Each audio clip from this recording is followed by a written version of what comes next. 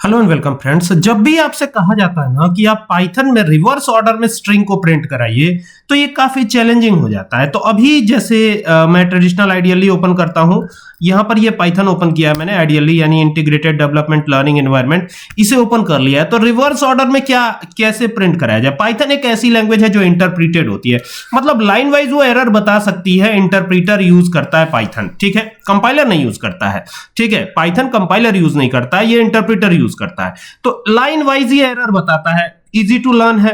अब कोई भी एक वेरिएबल लिया हमने, नेम नाम से ले लिया, ठीक है, और नेम में एक स्ट्रिंग स्टोर कराया हमने। स्ट्रिंग में क्या लिखा हमने? शिव रतन। अब जैसे मान लीजिए मैंने लिख दिया शिव रतन, ये लिख दिया एक नाम। अब जैसे ये नाम लिखेंगे ना तो देखिए डबल कॉमा में है तो बताने की जरूरत नहीं कि ये एक स्ट्रिंग है। क्या है? स्ट्रिंग है ये, ठीक है। मैं यहां डॉक्यूमेंटेशन कर देता हूं कि ये एक स्ट्रिंग है, यानी कमेंट लगा देता हूं, ठीक है। अब ये स्ट्रिंग हो गया, लेकिन अभी इसको उल्टे रिवर्स ऑर्डर में प्रिंट कराना। तो आप सोचेंगे कि यहां रिवर्स फंक्शन का यूज कर लिया जाए क्या? नहीं, रिवर्स फंक्शन का यूज करेंगे तो ये रिवर्स ऑर्डर में प्रिंट नहीं होने वाला है। तो फिर क्या करना पड़ेगा? तो फिर यहां पर ध्यान दीजिएगा, यहां पर क्या करेंगे हम, याद है आपको स्लाइसिंग मैंने बताई थी।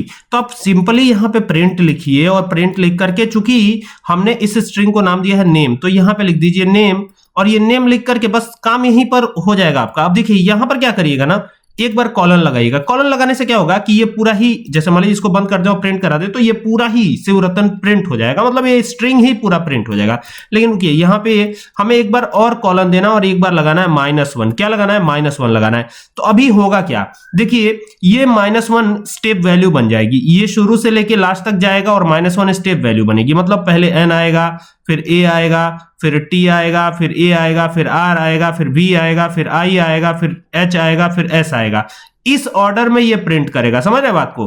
अब यहां पर अगर मैं F5 कर देता हूं या शॉर्टकट की का इस्तेमाल कर लेता हूं, F5 पे कर देता हूं, तो सबसे पहले तो हम इसको सेव करेंगे। तो इसको रिवर्स के नाम से सेव करता हूं, REVERSE, और .py तो लग ही जाता है, एंटर करेंगे तो ये देखिए, ये देख रहे हैं बिल्कुल रिवर्स ऑर्डर में ये प्रिंट करके दे रहा है। और आप देख लीजिए बिल्कुल रिवर्स ऑर्डर में ही प्रिंट कर रहा है। और यहां पर जो कि हमने स्ट्रिंग बनाया था वो भी मैं आपको दिखा देता हूं। देखिए दोनों को मैच कर सकते हैं आप, बिल्कुल n से स्टार्ट हो रहा है, फिर a, फिर ऐसे ही करके आ रहा है। ये देखिए फिर से मैं दिखा रहा हूं, ये देखिए, ये देख रहे हैं बिल्कुल वही जो है जैसा मैंने बोला था बिल्कुल वैसे ही। तो जब भी आपसे कहा जाए कि रिवर्स ऑर्डर में कैसे प्रिंट कराना है स्ट्रिंग को, तो उसमें रिवर्स जो प्री डिफाइंड फंक्शन है उसका तो आप यूज ही नहीं कर सकते।